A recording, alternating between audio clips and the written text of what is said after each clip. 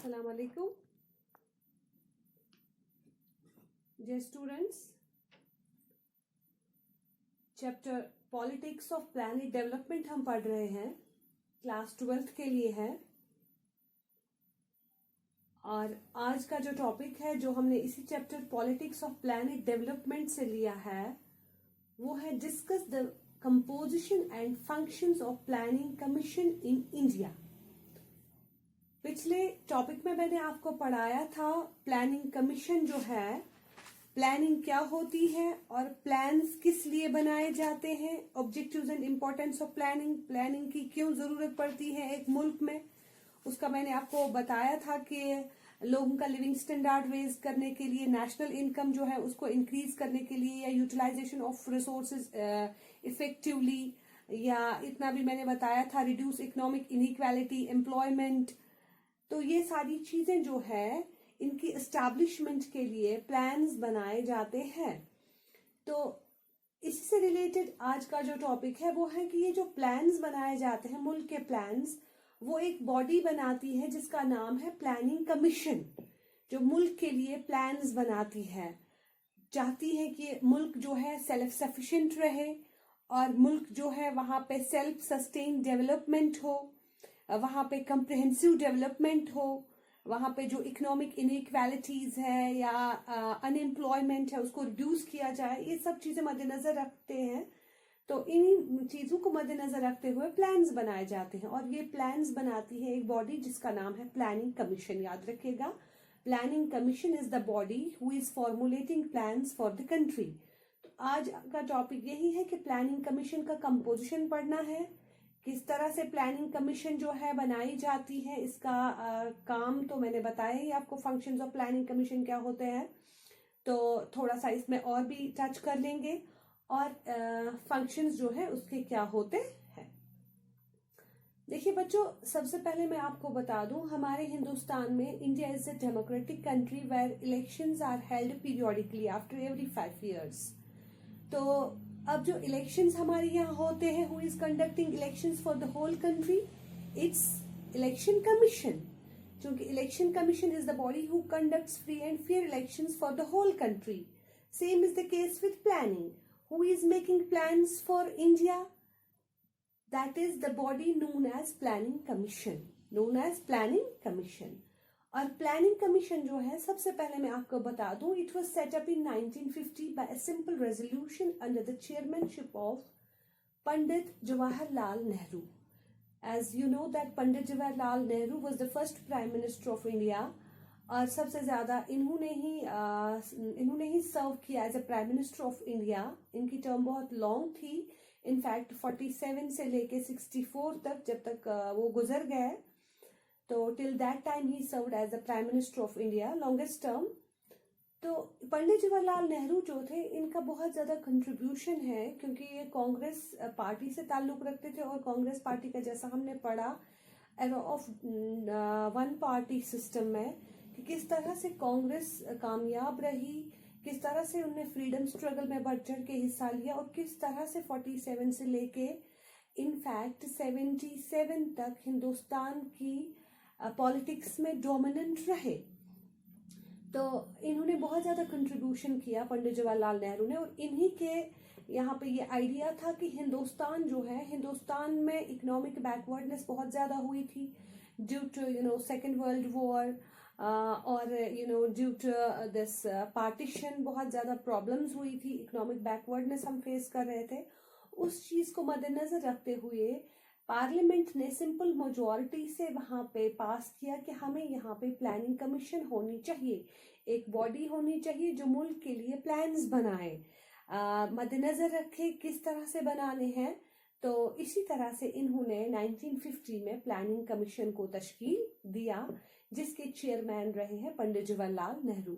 और एक बात याद रखिएगा dear students, remember this thing, जो भी चेयरमैन होता है प्लानिंग कमीशन का, वो obviously prime minister of country होता है। And that time Pandit Jawaharlal Nehru, he was then the prime minister of India, that's why he was the first chairman of planning commission who was set up in 1950। आगे बढ़ते हैं। अब planning commission में और कितने members होते हैं, ये जो कंपोजिशन है इसका, इसमें यही पढ़ना है। जो बॉडी तश्कील दी गई है 50 में, इसमें और कौन कौन मेंबर होता है। सबसे पहले अभी मैंने बात की कि जो प्राइम मिनिस्टर होता है, प्राइम मिनिस्टर इसका चेयरमैन होता है। उसके अलावा it consists of chairman, as I discuss, chairman is obviously prime minister of India. Then deputy chairman, planning का जो मिनिस्टर होता है ऑब्वियसली उसको डिप्टी चेयरमैन रखा जाता है। And other 10 to 12 other members. उसके अलावा 10 से 12 मेंबर्स और भी होते हैं। जब हम 50 की बात करेंगे, when planning commission was set up in 1950, that time only 5 members, and that were also from political side, they were the members of planning commission. लेकिन फिर धीरे धीरे इसका कंसेप्ट चेंज किया गया। कहा कि नहीं, इसमें खाली अब हमें मिनिस्टर्स ही नहीं होने चाहिए, इसमें हमें कुछ नॉन पॉलिटिकल मेंबर्स भी ऐड करने चाहिए। यानी जब प्लानिंग कमीशन पहले बनी उस वक्त उसमें चेयरमैन था और उसके अलावा डिप्टी चेयरमैन और 5 मेंबर्स थे, और वो भी 5 मेंबर्स जो थे वो पॉलिटिकल मेंबर्स थे, यानी they were ministers of state. लेकिन धीरे धीरे आजकल क्या है इसमें, आजकल इसमें there are political and non political members also in planning commission. इसमें बढ़ा दिया गया है, इनकी तादाद बढ़ा दी गई है, 5 से अब 10 से 12 तक इसमें लिए जाते हैं। इनफैक्ट इसमें तो 6-7 पॉलिटिकल मेंबर्स होते हैं, यानी मिनिस्टर्स होते हैं।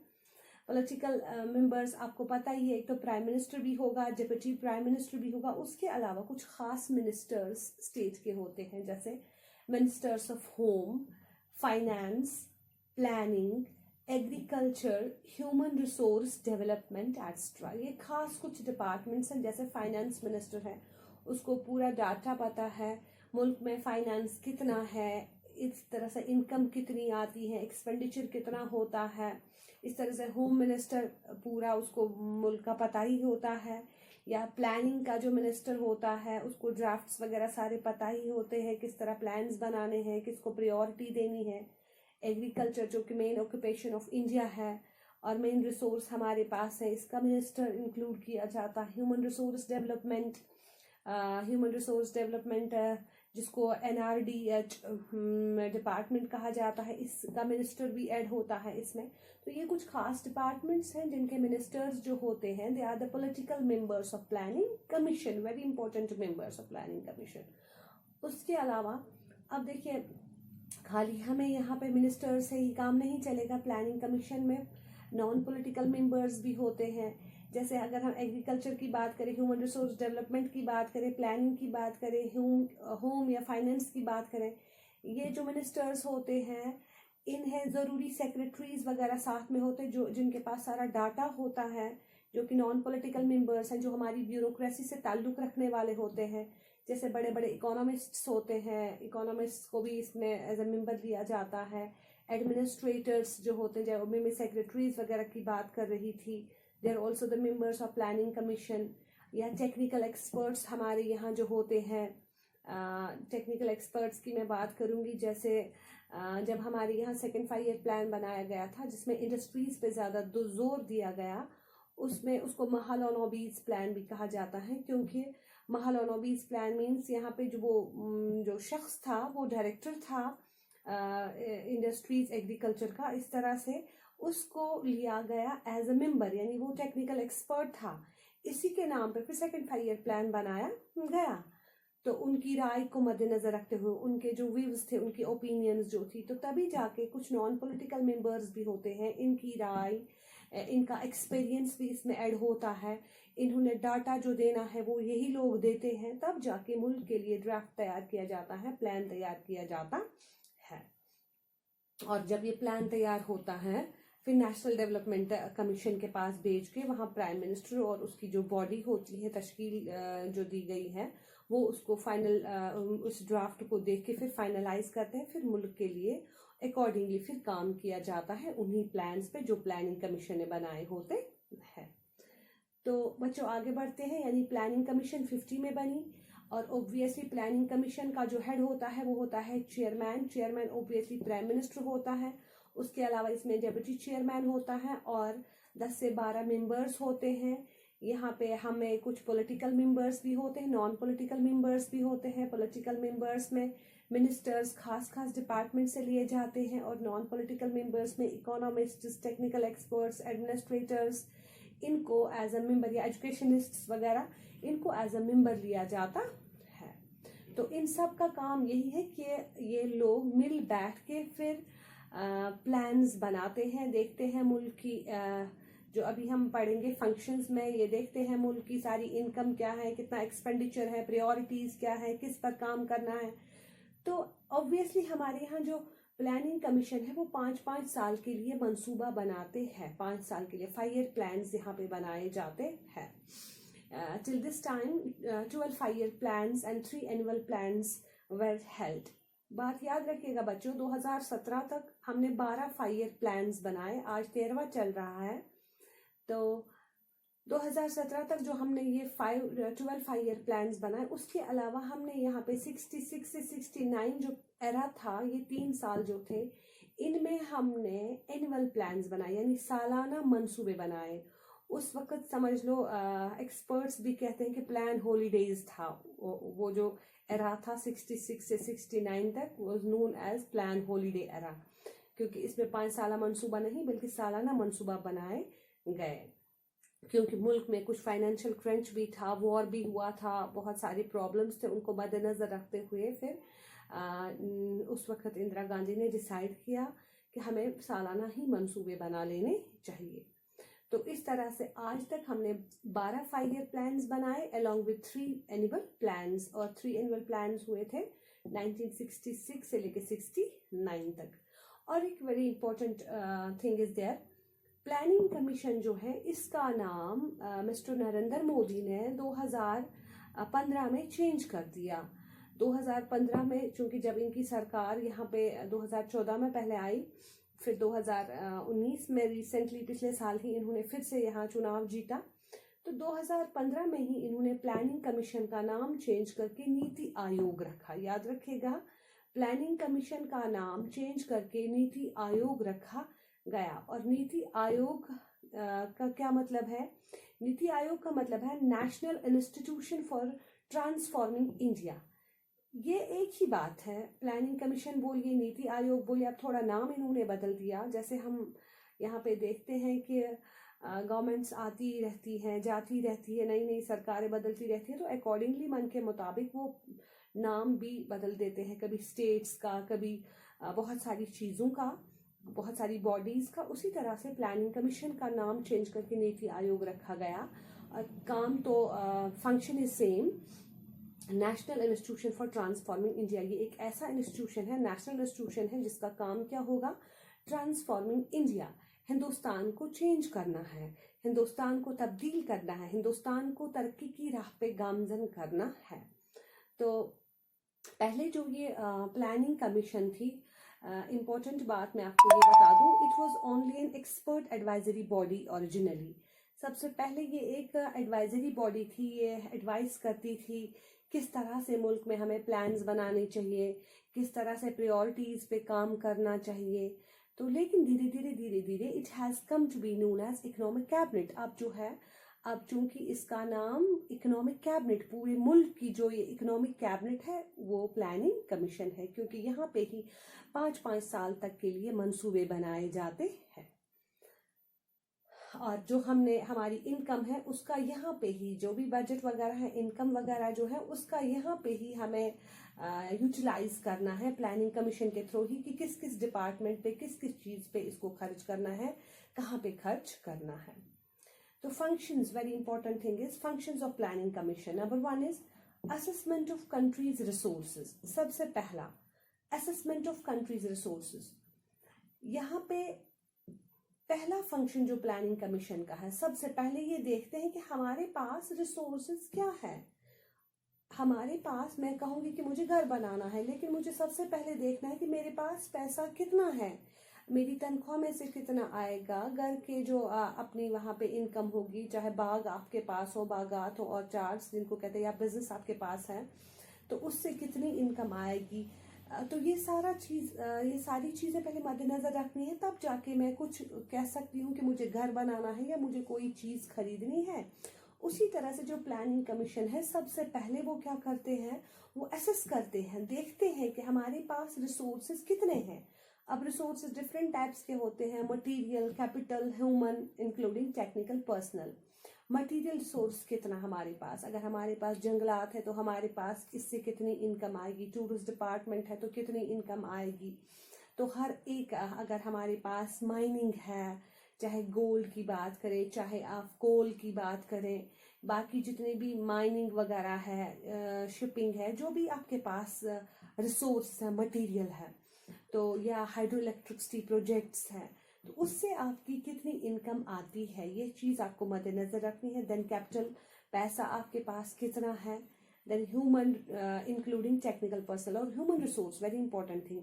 खाली हमारे पास रिसोर्स ये नहीं होता है कि मुल्क के हमारे पास नेचुरल रिसोर्सेज इतने हैं, हमें इतनी इनकम जंगलात से आती है, टूरिस्ट डिपार्टमेंट से आता है, या कि हमारे पास जो माइनिंग वगैरह है, नेचुरल रिसोर्सेज है, या हाइड्रो इलेक्ट्रिसिटी प्रोजेक्ट्स है, उससे हमारी इतनी इनकम आती नहीं। इतना ही नहीं मुल्क का रिसोर्स होता है, मुल्क का रिसोर्स इसके अलावा भी है, जैसे ह्यूमन रिसोर्स। एक मुल्क में अगर टेक्निकल लोग रहते हैं तो वो उसके लिए बहुत बड़ा असासा होता है, जिसको हम कहेंगे, जैसे टेक्निकल पर्सनल की बात, डॉक्टर्स है, इंजीनियर्स है, टेक्निकल स्टाफ जितना भी कोई आपके पास है, सॉफ्टवेयर इंजीनियर्स है या मैकेनिकल इंजीनियर्स है, इलेक्ट्रिकल इंजीनियरिंग डिपार्टमेंट है, जितने भी इनफैक्ट टेक्निकल पर्सनल्स है, वो भी ह्यूमन रिसोर्स है मुल्क का, क्योंकि ये बहुत बड़ा असासा होता है। अगर मुल्क के पास ह्यूमन रिसोर्स होगा, आप देख रहे होंगे कि जिस मुल्क के पास ज़्यादा डॉक्टर्स होंगे, ओबियसली वो दूसरी कंट्रीज़ को भी हेल्प कर सकता है अपनी कंट्री के साथ साथ, और वहाँ पे वो बहुत अच्छे से इनकम भी हासिल कर सकते हैं। उस तरह से उनका लिविंग स्टैंडर्ड भी रेज हो सकता है, और दुनिया में उनका नाम होगा कि फलानी कंट्री जो है वो सेल्फ सफिशिएंट है इस डिपार्टमेंट में। तो इस तरह से ये देखते हैं कंट्री में कितना ह्यूमन रिसोर्स है, मटेरियल रिसोर्स है, कैपिटल वगैरह है। ये सारी चीज़ें कौन देखता है? Planning commission. अब जब इन्हें समझ आए हमारे पास इतना ज़्यादा रिसोर्स है, उसके बाद अब ये यूटिलाइज करेंगे कि कहाँ पे हमें इसको खर्च करना है। और सबसे पहले क्या बनाएंगे? खर्च करने से पहले सबसे पहले बनाएंगे फॉर्मुलेशन ऑफ प्लान्स। पहले इन्होंने एसेस किया कि हमारे पास रिसोर्सेज कितने हैं, उसके बाद ये बनाएंगे प्लान्स अकॉर्डिंगली कि हमारे पास अगर टेक्निकल स्टाफ इतना है, हमारे पास कैपिटल इतनी है, मटेरियल इतना है, तो उसी हिसाब से प्लान्स बनाएंगे। अगर इन्हें लगेगा कि हमारे पास ह्यूमन रिसोर्स डेवलपमेंट जो है, ह्यूमन रिसोर्स कम है, टेक्निकल स्टाफ फलानी डिपार्टमेंट में कम है, तो ये कोशिश करते हैं कि 5 सालों में हमें इस डिपार्टमेंट में इजाफा हो। आप आए दिन एडवर्टीजमेंट देखते हैं कि हाँ जी, अब इतने टीचर्स तैनात करने हैं, अब इतने डॉक्टर्स अपॉइंट करने हैं, इतने इंजीनियर्स अपॉइंट करने हैं। यानी ये देखते हैं सबसे पहले कि अगर हमें कमी है कहीं पे ह्यूमन रिसोर्स की, टेक्निकल पर्सनल्स की, तो उसके बाद ये देखते हैं कि क्या है कि अकॉर्डिंगली उसी हिसाब से प्लान्स बनाए जाए, तो उसी हिसाब से इनका नंबर बढ़ा दिया जाए। Then there is determine priorities. अब जब सबसे पहले इन्होंने कंट्री रिसोर्स देखा हमारे पास कितना है, फिर अकॉर्डिंगली प्लान्स बनाए, उसके बाद प्रायोरिटीज ये देखते हैं कि हमें प्रायोरिटीज किस में देनी है। हमारे पास सबसे पहला जो है, जब हम पहले 5 ईयर प्लान्स की बात करेंगे, उस वक्त हमारे पास एग्रीकल्चर ही था, तो हमने एग्रीकल्चर को प्रायोरिटी में रखा कि हमें एग्रीकल्चर को ही बढ़ावा देना है। फिर उसके बाद सेकंड 5 ईयर प्लान में हमने इंडस्ट्रीज की तरफ ध्यान दिया कि अगर हमारे पास एग्रीकल्चर है तो हमारे पास टूल्स वगैरह भी अपने होने चाहिए, इंडस्ट्रीज अपनी होनी चाहिए जो एग्रीकल्चर पर्पस के लिए नए नए टूल्स वगैरह बनाएं। तो इस तरह से डिटरमाइन प्रायोरिटीज देखी जाती है। प्रायोरिटीज क्या है? क्या हमें एजुकेशन को ले जाना है आगे, क्या हमें हेल्थ को आगे ले जाना है, एग्रीकल्चर आगे ले जाना है, किस चीज को हमें ज्यादा ध्यान देना है, उसी डिपार्टमेंट की तरफ हम काम करेंगे। Then there is to suggest machinery for securing the successful implementation of each stage of the plan. और कोशिश करते हैं कि जो इनको प्लान बनाना है, चूंकि प्लानिंग कमीशन का काम ही यही होता है कि फिक्स्ड टाइम में फिक्स्ड पीरियड दिया जाता है, उसमें उनको वो प्लान जो है वो कंप्लीट करना ही करना है, वो काम जो है वो कंप्लीट करना ही करना है। जो भी उनको काम दिया गया है किसी भी डिपार्टमेंट को, उसको within a fixed period of time to complete that work. This is the work of planning commission. तो इसी तरह से यहाँ पे हर स्टेज पे एक प्लान को ज़रूरत पड़ती है, कहीं ना कहीं किसी न किसी मशीनरी की। उस वक्त उसको साथ साथ में प्लानिंग कमीशन को ये चीजें फराहम करनी है उस प्लान को कामयाब बनाने के लिए। तो बच्चों याद रखिएगा, प्लानिंग कमीशन का काम क्या है? असेसमेंट ऑफ कंट्रीज रिसोर्सेज, सबसे पहले रिसोर्सेज को देखना कितना क्या है हमारे पास, फिर अकॉर्डिंगली फॉर्मुलेशन ऑफ प्लान्स, फिर उसी हिसाब से प्लान्स बनाने। और जब आप प्लान्स बनाए तो सबसे पहले प्रायोरिटीज को मद्देनजर रखें। देखें कि हमारे पास, मैंने परसों भी आपसे कहा कि अगर आपकी इनकम 10,000 है, पहले आपको पूरा महीने का खर्चा देखना है। ये 10,000 उस तरह से यूटिलाइज करने कि पूरा महीना जो है उस तरह से आपका घर का खर्चा चले। ये नहीं कि आपने 10,000 उठाए और सोफा ला के रख दिया घर में, फिर पूरा महीना जो है आप भूखे ही रहे। ऐसे भी प्लान्स बनाने नहीं चाहिए। तो इस तरह से हमें प्रायोरिटीज को, मुल्क को क्या करना है, प्रायोरिटीज देखनी है सबसे पहले हमारी क्या है, फिर उसी पे काम करना है। और उन्हीं का प्लान्स को मुकम्मल करने के लिए प्लानिंग कमीशन को साथ साथ में उनको हेल्प करना है कि वो सक्सेसफुली इम्प्लीमेंट हो जाए। तो ये था प्लानिंग कमीशन का कंपोजिशन और फंक्शंस। मेरे ख्याल में आपको समझ में आया होगा। आज के लिए इतना ही। अल्लाह हाफ़िज़।